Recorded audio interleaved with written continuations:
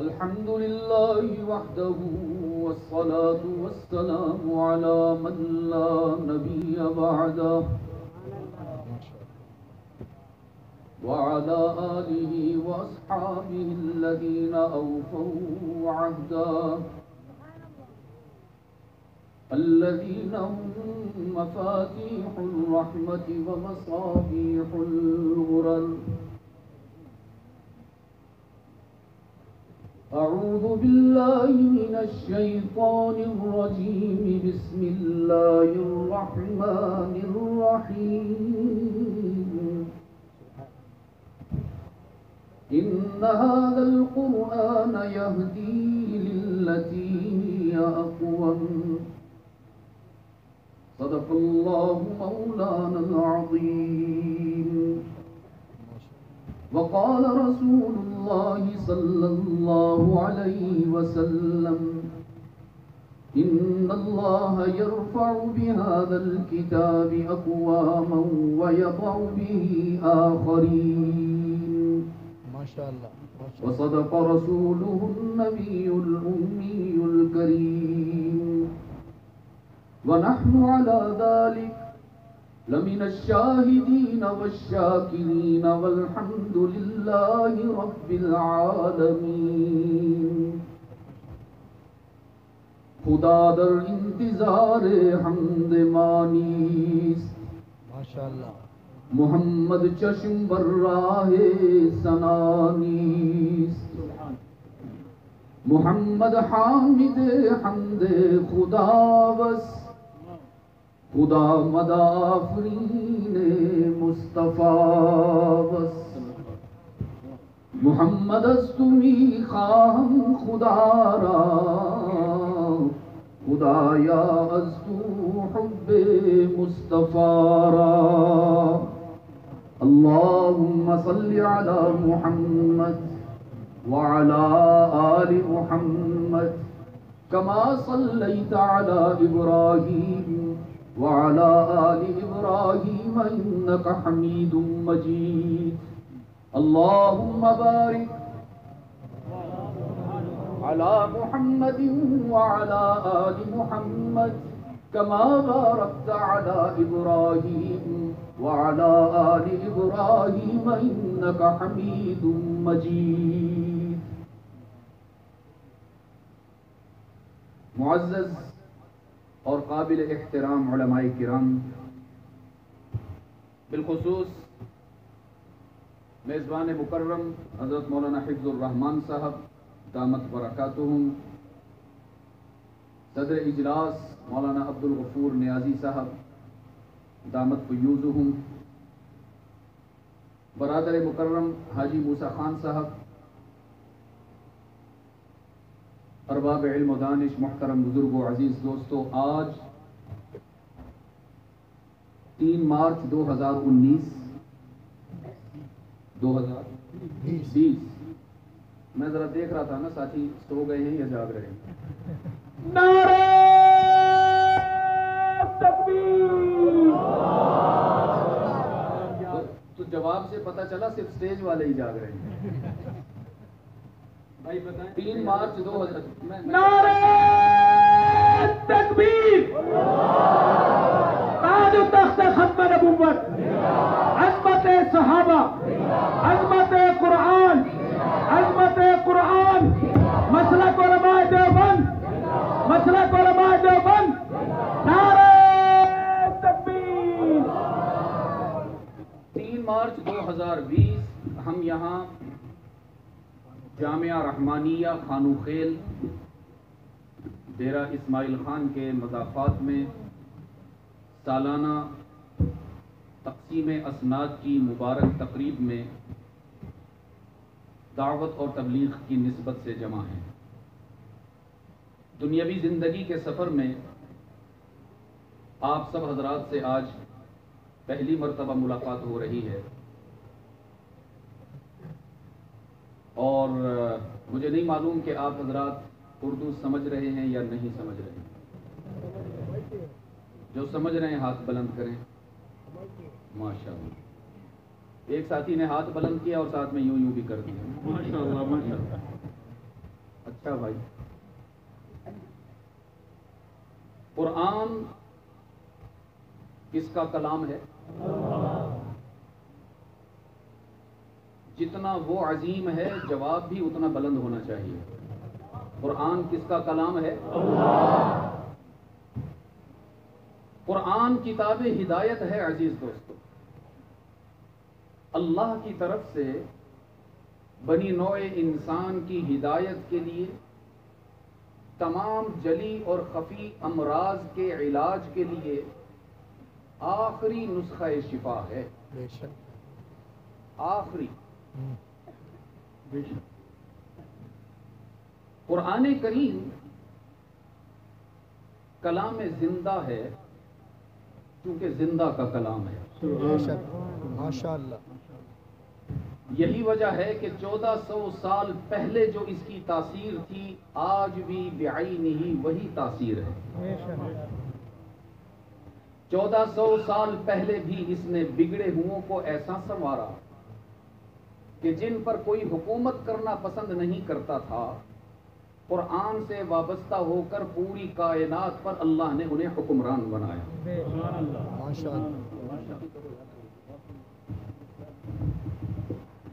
فاروق اعظم رضی اللہ تعالی عنہ ایک مرتبہ جنگل کے ایک کنارے پر روتے ہوئے نظر آئے. ماشاء اللہ.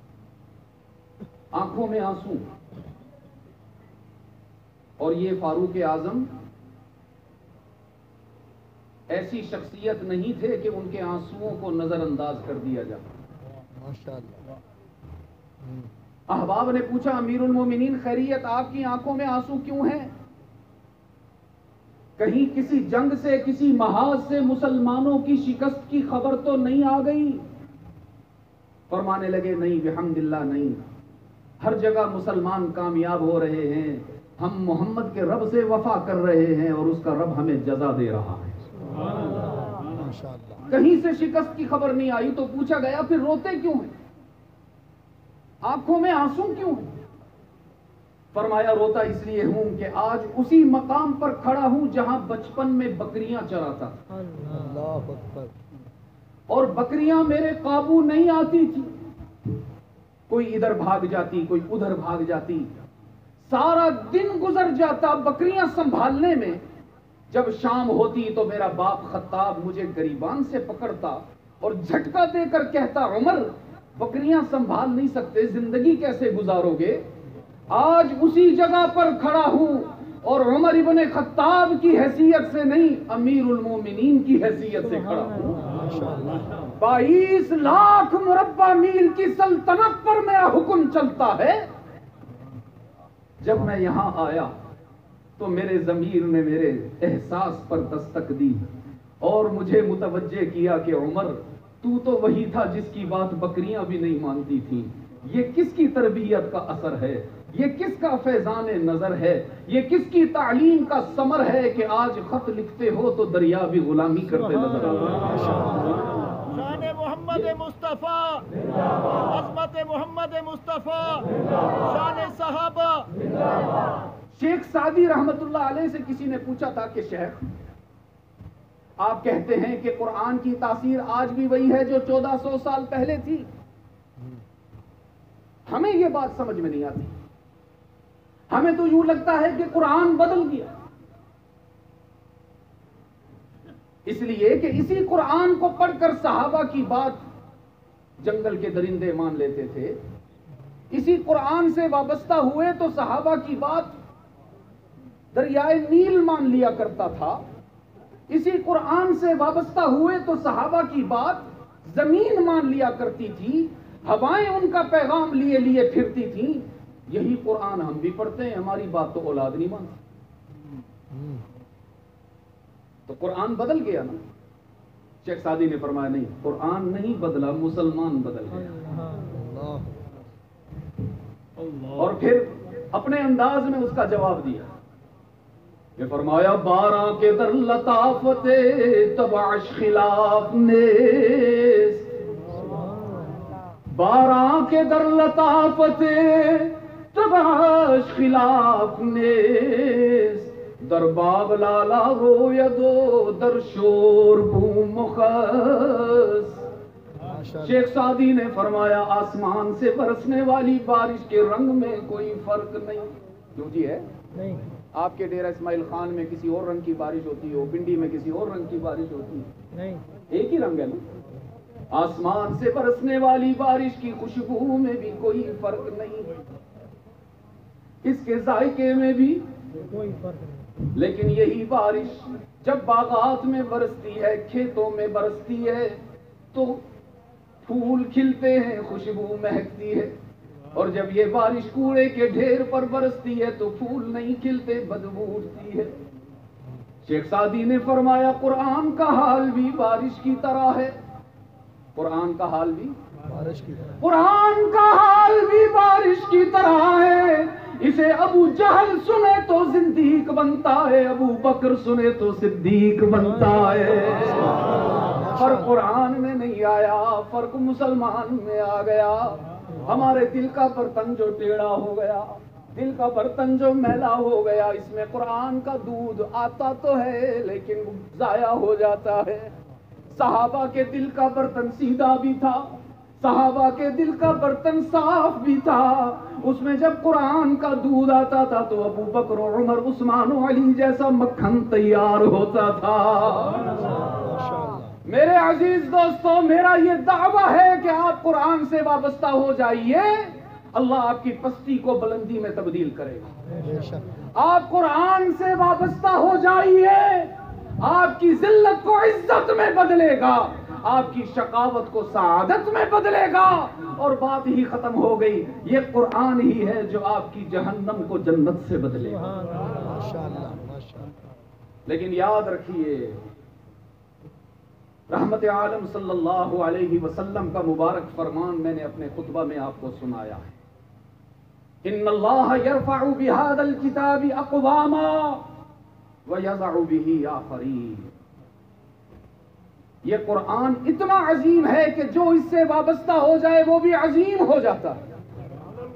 آج دیکھیے نا کتنے بچے ہیں جی ماشاءاللہ. وہ کہاں گیا کاغذ جی؟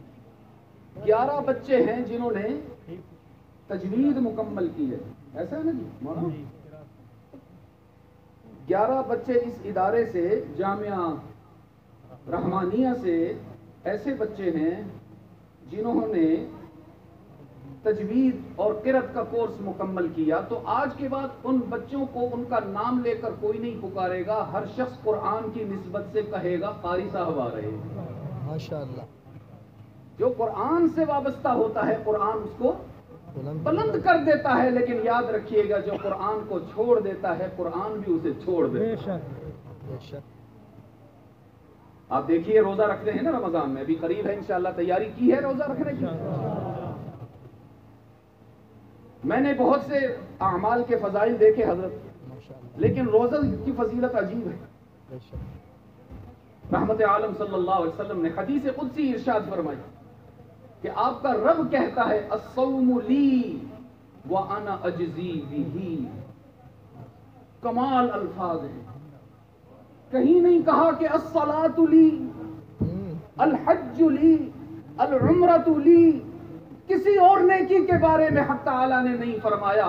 روزے کے بارے میں فرمایا کہ جب تو روزہ رکھے گا تو پھر تجھے یہ کہنے کی ضرورت نہیں ہے کہ یہ میرے رب کے لیے ہے. تیرا رب خود اعلان کرتا ہے تیرا روزہ بس میرے ہی لیے ہے. اس لیے کہ روزہ واحد عبادت ہے کہ خلوت اور جلوت میں ایک جیسی ہے. ماشاء اللہ. ریا کا اندیشہ نہیں ہے. میری نماز لوگوں کے سامنے ذرا لمبی ہو جاتی ہے اور جب تنہائی میں پڑھتا ہوں تو پھر تیز گام بن جاتی ہے. میری تلاوت لوگوں کے سامنے اور طرح ہوتی ہے، تنہائی میں اور طرح ہوتی ہے. کسی عبادت کے بارے میں کوئی اخلاص کا دعویٰ نہیں کر سکتا، لیکن روزہ واحد عبادت ہے، جیسی خلوت میں ہوگی ویسی جلوت میں. ماشاء اللہ. اور حق تعالیٰ کو اخلاص محبوب ہے. اس لیے فرمایا جب تم نماز لے کر آؤ گے جنت دلواؤں گا فرشتوں کے ذریعے، عمرہ لے کر آؤ گے جنت دلواؤں گا فرشتوں کے ذریعے، صدقات لے کر آؤ گے جنت دلواؤں گا فرشتوں کے لیے ذریعے. لیکن جب تم روزہ لے کر آؤ گے فرشتوں کو ایک طرف کروں گا، تمہیں اپنے مبارک ہاتھوں سے جنت عطا کروں گا. یہ ایک فضیلت میں نے سنا دی. اسی روایت کو دوسرے الفاظ میں بھی لایا گیا، الصوم لی وانا اجزا بھی. اس کا مطلب تو اور زیادہ حسین ہے. حق تعالیٰ فرما رہے ہیں روزہ نماز لاؤ گے بدلے میں جنت دوں گا، حج لاؤ گے بدلے میں جنت دوں گا، زکوٰۃ لاؤ گے، صدقات لاؤ گے، خیرات لاؤ گے، جہاد لاؤ گے، دعوت لاؤ گے، تبلیغ لاؤ گے، بدلے میں جنت دوں گا. جب روزہ لے کر آؤ گے اتنا بڑا عمل ہے کہ جنت اس کا مقابلہ نہیں کر سکتی، بدلے میں رب کی ذات عطا ہو جائے گی. کتنی بڑی فضیلت ہے روزے کی. لیکن رحمت عالم صلی اللہ علیہ وسلم نے فرمایا کہ جو شخص جان بوجھ کر بلا عذر رمضان کا روزہ چھوڑ دے، پھر قیامت تک روزے رکھتے رہے، رکھتا رہے، اس ایک روزے کے اجر کو نہیں پہنچ سکتا. بالکل اسی طرح عزیز دوستو، قرآن سے وابستگی بہت بڑی سعادت. قرآن کی عظمت خود سے وابستہ ہونے والے کو بھی عظیم بناتی ہے. لیکن یاد رکھیے گا، وقال الرسول یا ربی ان قوم اتخذوا هذا القرآن مہجورا. اگر ہم قرآن سے دور ہو گئے تو شاید رحمت عالم کی شفاعت بھی کام نہیں آ سکتی. اور میں عرض کروں، میں اپنے آپ کو مخاطب کرتا ہوں، میرا یہ حال ہے کہ 40-50 سال عمر گزر جاتی ہے، ہمیں سوائے سورہ فاتحہ اور سورہ اخلاص کے اور کچھ آتا ہی نہیں قرآن. یہ کوئی بدگمانی نہیں کر رہا ہوں. 2006 میں نے تبلیغ میں سال لگایا، پورے پاکستان کا میں نے جائزہ لیا، اور پھر اللہ کا کرم کہ میں بیرون ملک بھی دعوت کے حوالے سے جاتا ہوں تو سنتا بھی ہوں، دیکھتا بھی ہوں. بہت سارے مسلمان ایسے ہیں کہ سورہ فاتحہ آتی ہے، سورہ کوثر آتی ہے، سورہ اخلاص آتی ہے، بس قرآن ختم. یہ کیوں بھائی؟ قرآن کریم کے 30 سپارے ہیں. کتنے جی؟ اور رکوع کتنے ہیں؟ سورتیں کتنی ہیں؟ غنہ کتنا ہے؟ مدات کتنے ہیں؟ شدات کتنے ہیں؟ حروف کتنے ہیں؟ کلمات کتنے ہیں؟ کیا ہمیں کچھ معلوم نہیں ہونا چاہیے؟ میرے عزیز دوست، آج قرآن کریم سے آج کی گفتگو کے لیے میں نے آپ کے سامنے صرف 2 چیزیں بیان کرنی ہیں. کتنی جی؟ 2 چیز. قرآن کریم کے 2 حکم بڑے منفرد ہیں. یوں تو شریعت کے بہت سارے احکامات ہیں، لیکن یاد رکھیے گا شریعت کے ہر حکم میں ہمیں کہیں نہ کہیں رعایت نظر آتی ہے. شریعت کے ہر حکم میں ہمیں کہیں نہ کہیں نرمی نظر آتی ہے. ہم سب نماز پڑھتے ہیں، اگر کبھی طبیعت خراب ہو جائے، کھڑے ہو کر نہ پڑھ سکیں تو اجازت ہے کہ بیٹھ کر نماز پڑھیں. اور اگر اتنے بیمار ہو گئے، اللہ نہ کرے کہ بیٹھ کر بھی نہیں پڑھ سکتے، تو اللہ کی طرف سے رعایت ہے کہ لیٹ کر نماز پڑھیں. رکوع سجدہ نہیں کر سکتے تو رعایت ہے کہ اشاروں سے سجدہ کرنا ہے، رکوع کرنا. تو نماز جیسے حکم میں ہمیں رعایت ملتی ہے. روزہ کتنا بڑا حکم ہے، ابھی میں نے آپ کو فضائل سنائے اس کے، لیکن اللہ کی طرف سے رعایت ہے اگر سفر میں ہو یا علیل ہو، بیمار ہو، روزہ چھوڑ سکتے ہو، بعد میں قضا کر لیں. زکوٰۃ کتنا بڑا عمل ہے، لیکن اس میں بھی رعایت ہے اگر اکٹھی نہیں دے سکتے ہو تھوڑی تھوڑی کر کے دے دو. شریعت کا جو حکم آپ دیکھیں گے اس میں آپ کو رعایت ملے گی. لیکن یاد رکھیے گا عزیز دوستو، قرآن کریم میں اللہ نے 2 حکم ایسے بیان فرمائے ہیں کہ جس میں اللہ کی طرف سے کسی کے لیے کسی حال میں کسی صورت میں کوئی رعایت نہیں، کسی کے لیے کسی حال میں کسی صورت میں کوئی رعایت نہیں. وہ 2 حکم میں آپ کے سامنے رکھنا چاہتا ہوں. قرآن کریم نے فرمایا وَقَضَىٰ رَبُّكَ أَلَّا تَعْبُدُوا إِلَّا إِيَّاهُ. پہلا حکم وَقَضَىٰ رَبُّكَ أَلَّا تَعْبُدُوا إِلَّا إِيَّاهُ. حق تعالیٰ نے فرمایا باقی سارے احکامات میں تمہارے لیے رعایت رکھی ہے، رخصت رکھی ہے. دین کے سارے احکامات میں تمہیں نرمی ملتی ہے، لیکن ایک حکم خاص دے رہا ہوں، اس میں تمہارے لیے کوئی رعایت نہیں. وہ جیسا آیا اس کو ویسے نبھانا ہے، جس انداز میں آیا ہے اس کو ویسے ہی یاد رکھنا ہے۔ یا اللہ کیا حکم فرمایا، قضا ربک، تمہارے رب نے فیصلہ کر دیا، تمہارے رب کی طرف سے طے ہو گیا، اور تقدیر کے قلم سے اللہ نے لکھ دیا کہ عبادت کسی اور کی نہیں ہوگی، سجدہ کسی اور کا نہیں ہوگا، نظر و نیاز کسی اور کی نہیں ہوگی، دعا و پکار کسی اور سے نہیں ہوگی، کس سے ہوگی؟ ہاں، مجھ سے پہلے آپ کا کیا نام ہے مولانا؟ قاری محمد طاہر صاحب میرے ابا جی کا ایک واقعہ سنا رہے تھے آپ کو۔ سفیر اسلام حضرت مولانا سید عبد المجید ندیم نور اللہ مرقدہ، اسی طرح کا ایک اور واقعہ بھی تھا۔ ہم نے جو سنا میں وہ آپ کو سناتا ہوں، یہ بھی صحیح ہوگا یقینا، انہوں نے سنا ہو۔ اچھا، جو میں نے سنا وہ میں عرض کرتا ہوں۔ ابا جی رحمت اللہ علیہ فرماتے ہیں، میں گیا اسی طرح دیار حبیب میں، مدینہ منورہ میں، تو وہاں اسی طرح ایک ٹیکسی والا ساتھی مل گیا، اس سے ویسے ہی کچھ گفت و شنید ہوئی، تو کہنے لگا جی آپ کہاں سے ہیں؟ میں نے کہا جی میں تو پاکستان سے ہوں۔ اچھا، پاکستان میں ایک مولوی صاحب ہیں، ان کی تقریریں بڑی مشہور ہیں، مجھے ان کا نام نہیں آتا، بس اتنا پتا ہے وہ مولوی ہے ہی والا مولوی۔ تو جواب مجھے آپ سے ہی والا چاہیے، ماشاءاللہ، یاد رکھیے۔ اب تعالیٰ نے فرمایا قضا ربک اللہ تعبدوا الا ایاہ، عبادت کس کی ہوگی؟ نہ میرے عزیز دوستو، یہ جواب تو بوڑھوں کو جوان کر دیتا ہے، یہ جواب تو بیماروں کو تندرست کر دیتا ہے۔ آپ کیوں گھبرا کے جواب دے رہے ہیں؟ ایسا جواب دیجئے نا آپ کا پورا خانو خیل موحد ہو جائے، ایسا جواب دیجئے کہ آپ کی آواز ڈی آئی خان تک پہنچ جائے، اور چھوڑیے ڈی آئی خان کو، ایسا جواب دیجئے آپ کی آواز اللہ کے عرش تک پہنچ جائے۔ فرمایا قضا ربک اللہ تعبدوا الا ایاہ، سجدہ کس کا ہوگا؟ اللہ ہی کہنا ہے، صرف اللہ نہیں کہنا، اس لیے کہ صرف اللہ تو مشرکین مکہ بھی کہا کرتا تھا۔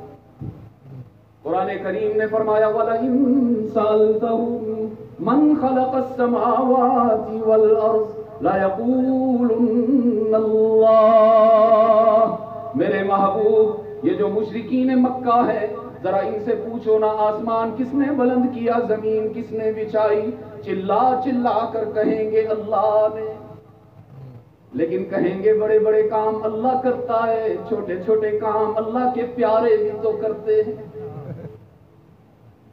رب العالمین نے فرمایا وَإِلَٰهُكُمْ إِلَٰهٌ وَاحِدٌ۔ اچھا، یہ عجیب حسین دعویٰ ہے قرآن کریم۔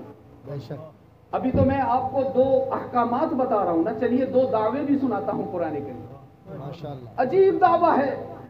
رب العالمین نے فرمایا الہکم الہ واحد، تمہارا رب دو نہیں، سو نہیں، ہزار نہیں، بے شمار نہیں، حق تعالی نے فرمایا تمہارا رب صرف ایک ہی ہے، ماشاءاللہ، لا الہ الا ہو، کوئی نہیں معبود، کوئی نہیں مسجود، کوئی نہیں ہر جگہ موجود، کوئی نہیں علام الغیوب، کوئی نہیں کارساز، کوئی نہیں دستگیر، کوئی نہیں حاجت روا، کوئی نہیں مشکل کشا، اللہ کون ہے؟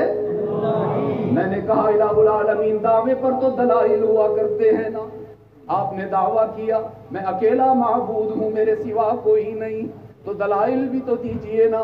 حق تعالی نے فرمایا ان فی خلق السماوات والارض، ان فی خلق السماوات والارض واختلاف اللیل والنہار والفلک التي تجری فی البحر بما ينفع الناس وما انزل الله من السماء من ماء فأحيا به الأرض بعد موتها وبث فيها من كل دابة وتصريف الرياح والسحاب المسخر بين السماء والأرض. اب گنتے جائیے گا خانو خیل کے روشن ضمیروں. اللہ نے اپنے دعوی الوہیت کے دلائل دینا شروع کیے. حق تعالیٰ نے فرمایا آسمان کی بلندی دیکھو گے تو اللہ سمجھ میں آئے گا. کون سمجھ میں آئے گا؟ زمین کی وسعت دیکھو گے تو کون سمجھ میں آئے گا؟ راتوں کا اندھیرا دیکھو گے تو کون سمجھ میں آئے گا؟ فرمایا قل ارائیتم ان جعل اللہ علیکم النہار سرمدا الى یوم القیامہ. حق تعالیٰ نے چیلنج دیا اگر میں کبھی اس دن کو روک دوں اور سورج کو آگے نہ بڑھنے دوں، غروب نہ ہونے دوں، حق تعالیٰ فرماتے ہیں من الہ غیر اللہ، ہے کوئی اللہ کے سوا طاقت، ہے کوئی اللہ کے سوا حکومت، ہے کوئی اللہ کے سوا شخصیت جو تمہارے لیے اس روکے ہوئے سورج کو چلا کر دکھائے؟ حق تعالیٰ نے فرمایا دن کے اجالے کو رات کے اندھیرے میں بدلنے والا کون ہے؟ ان فی خلق السماوات والارض، زمین و آسمان کی تخلیق بتاتی ہے کہ اللہ موجود ہے. واختلاف اللیل والنہار، دن کا جانا، رات کا آنا، پھر رات کا چلے جانا، دن کا آ جانا، یہ دلیل ہے اس بات کی کہ اللہ موجود ہے. سبحان اللہ. ہے کہ نہیں؟ بے شک. والفلک التي تجری فی البحر بما ينفع الناس، پانی کو اللہ نے کتنا لطیف بنایا، اس پہ سوئی بھی ڈالو تو ڈوب جائے، سکہ ڈالو ڈوب جائے، پتھر ڈالو ڈوب جائے. حق تعالیٰ نے فرمایا وہ کون ہے جو اسی لطیف پانی پر بھاری برکم بحری جہاز ایک کنارے سے دوسرے کنارے تک پہنچا رہا ہے؟ کون ہے؟ حق تعالیٰ نے فرمایا آسمان سے برسنے والی بارش پر غور کرو گے تو تمہیں تمہارا رب سمجھ میں آئے گا. آسمان سے برسنے والی بارش گولیوں کی طرح نہیں برستی. حالانکہ سائنسدان بتاتے ہیں کہ جتنی بلندی سے بارش کا قطرہ گرتا ہے، اگر اتنی بلندی سے اس قطرے کے وزن جتنی کوئی چیز گرائی جائے تو زمین تک آتے آتے اس کی رفتار ہو جاتی ہے 800 کلومیٹر فی گھنٹہ. اور گولی جس سے انسان کی جان چلی جاتی ہے اس کی رفتار سائنسدان بتاتے ہیں 1600 کلومیٹر فی گھنٹہ ہو. تو اگر اللہ اس قطرے کو اس کی قدرتی رفتار سے زمین پر نازل فرماتے عزیز دوستو، تو بارش کے بعد نہ کوئی گھر سلامت رہتا نہ کوئی سر سلامت رہتا. یہ اللہ کا کرم ہے کہ اس نے زمین اور آسمان کے درمیان میں اندیکھے سپیڈ بریکر لگا رکھے ہیں جو نظر نہیں آتے کسی. اس کی رحمت کے سپیڈ بریکرز ہیں.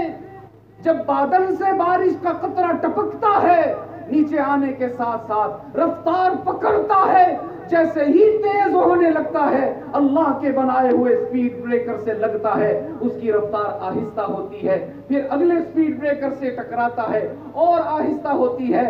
آہستہ ہوتے ہوتے ہوتے جب وہ ہمارے چہرے تک پہنچتا ہے تو اللہ کا عذاب بن کے نہیں اس کی رحمت بن کے آتا ہے. حق تعالیٰ نے فرمایا آسمان سے برسنے والی بارش کا ہر قطرہ میری معرفت کی دلیل ہے، میرے وجود کا عرفان ہے. زمین پر دوڑنے والے، کچھ رینگنے والے، کچھ اڑنے والے، کچھ تیرنے والے جانور میری الوہیت کی دلیل ہے. ساری کائنات میں جو میری نعمتیں بکھری ہوئی ہیں، جب تم انہیں دل کی نگاہوں سے دیکھ کر سمجھو گے تو تمہیں تمہارا معبود ضرور سمجھ میں آئے گا. کائنات کا ذرہ ذرہ، کائنات کا ذرہ ذرہ اعلان کر رہا ہے کہ تمہارے معبود دو نہیں، تمہارا معبود کون ہے؟ وَإِلَٰهُكُمْ إِلَٰهٌ وَاحِدٌ، تمہارا معبود اللہ ہی ہے. کیا جواب ہوگا؟ یہ ساری محنت تو ابھی تک میں اس پر کرتا رہا کہ جواب کیا دینا. یہی محنت تو میرے والد نے 55 سال تک فرمائی. ابھی سے آپ نے سبق بھلا دیا. عزیزان گرامی، قرآن کریم کا یہ واحد حکم ہے جس میں اللہ کی طرف سے کوئی رعایت نہیں. وَقَضَىٰ رَبُّكَ أَلَّا تَعْبُدُوا إِلَّا إِيَّاهُ. حق تعالیٰ نے فیصلہ فرما دیا کہ عبادت کسی اور کی نہیں ہوگی، عبادت کس کی ہوگی؟ اور